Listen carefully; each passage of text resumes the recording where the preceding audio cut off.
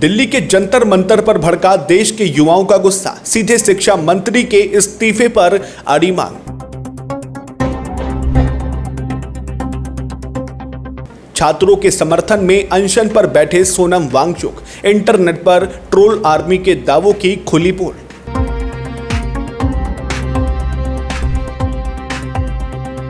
विपक्ष का mega plan और किसान नेताओं की एंट्री से मोदी शाह सरकार पर बढ़ा भारी प्रशासनिक दबाव। क्या देश का युवा अब जाति और धर्म की पारंपरिक राजनीति की दीवारों को तोड़कर सीधे सत्ता के शीर्ष को चुनौती दे रहा है? जंतर मंतर पर बैठी ये जेनजी फौज आखिर सरकार के लिए इतनी बड़ी मुसीबत क्यों बन गई है? नमस्कार, मैं हूं अर्चित और आप देख रहे हैं 4AM टुडे टीवी। दोस्तों, राजधानी दिल्ली के जंतर मंतर पर चल रहा छात्र आंदोलन अब महज एक आम विरोध प्रदर्शन नहीं रह गया, बल्कि इसने केंद्र सरकार के सामने एक अभूतपूर्व राजनीतिक और प्रशासनिक संकट खड़ा कर दिया। देश भर से आए युवा, जिन्हें हम और आप डिजिटल भाषा में जेनजी यानी 16-17 साल के बच्चों से लेकर 30 साल तक के युवा कहते हैं, इस समय पूरी तरह सड़कों पर उतर आए हैं। चाहे वो विभिन्न छात्र संगठन हो, यूनिवर्सिटीज के बच्चे हों, यूथ कांग्रेस हो या फिर कॉकरोच जनता पार्टी के कार्यकर्ता, आज इन सब की जुबां पर केवल एक ही मांग है कि देश में हुए इस बड़े पेपर लीक कांड की नैतिक जिम्मेदारी लेते हुए शिक्षा मंत्री धर्मेंद्र प्रधान तुरंत अपने पद से इस्तीफा दें। प्रधानमंत्री नरेंद्र मोदी और गृह मंत्री अमित शाह के आवास से महज 1.5-2 किलोमीटर की दूरी पर चल रहे इस अनशन को दबाने के लिए प्रशासन द्वारा पानी की लाइन काटने, बिजली बंद करने और बाथरूम तक लॉक करने जैसे कड़े कदम उठाए जाने के आरोप सामने आ रहे हैं। ये सारी चीजें सीधे तौर पर इस आंदोलन की बढ़ती ताकत और सरकार के भीतर की गहरी बेचैनी को साफ बयां करती है। इस आंदोलन को सबसे बड़ी नैतिक और सामाजिक मजबूती तब मिली जब देश के प्रख्यात सामाजिक और पर्यावरण कार्यकर्ता सोनम वांगचुक ने छात्रों के हक में आमरण अनशन शुरू करने का ऐलान कर दिया। उन्होंने बेहद भावुक शब्दों में साफ किया कि वह देश के युवाओं के उज्जवल भविष्य को बचाने के लिए और व्यवस्था की इस चुप्पी को तोड़ने के लिए बेहद मजबूर होकर इस कड़े रास्ते को चुन रहे हैं। वे तब तक अन्न ग्रहण नहीं करेंगे जब तक कि शिक्षा मंत्री का इस्तीफा नहीं हो जाता। हालांकि इस आंदोलन की साख को ठेस पहुंचाने के लिए सोशल मीडिया पर सत्तारूढ़ दल की ट्रोल सेना एक भ्रामक और घिनौना प्रयास कर रही है।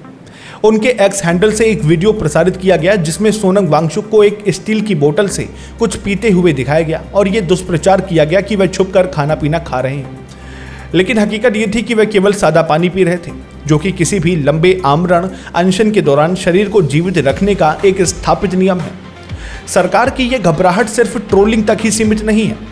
विपक्षी दलों और किसान संगठनों का दावा है कि इस आंदोलन को जंतर मंतर पर इकट्ठा होने से रोकने के लिए पंजाब और हरियाणा में कई बड़े किसान नेताओं को उनके घरों में ही नजरबंद यानी हाउस अरेस्ट कर दिया गया। ऐसा इसलिए किया गया क्योंकि 2 दिन पहले ही किसान नेता सरदार चडूनी ने दिल्ली पहुंचकर युवाओं को अपना खुला समर्थन दिया था और मंच से सीधी चेतावनी दी थी कि अगर धर्मेंद्र प्रधान का इस्तीफा नहीं हुआ तो ये लड़ाई महज एक मंत्री तक सीमित नहीं रहेगी, बल्कि बात सीधे प्रधानमंत्री नरेंद्र मोदी के इस्तीफे और सत्ता परिवर्तन पर आकर रुकेगी। राजनीतिक और कानूनी विशेषज्ञों का मानना है कि यह आंदोलन इतिहास के बाकी आंदोलनों से बिल्कुल अलग है, क्योंकि यह देश की पारंपरिक मंडल कमंडल जातिगत समीकरणों और धार्मिक ध्रुवीकरण की राजनीति को पूरी तरह खारिज करके रोजगार और हक की बात कर रहा है। इतिहास गवाह है कि जब भी किसी देश का युवा सब कुछ भूलकर सड़कों पर आता है तो बड़े से बड़े सिंहासन डोल जाते हैं। हालिया दौर में हमारे पड़ोसी मुल्कों जैसे श्रीलंका, बांग्लादेश और नेपाल का उदाहरण हमारे सामने है, जहां युवाओं की इस सामूहिक शक्ति ने पूरी सत्ता का तख्तापलट कर दिया था। यही वजह है कि केंद्र सरकार इस युवा शक्ति के एकजुट होने से बेहद सहमी हुई दिख रही है। इस पूरे घटनाक्रम पर विपक्ष के नेता राहुल गांधी भी पूरी तरह से फ्रंट फुट पर आ चुके हैं।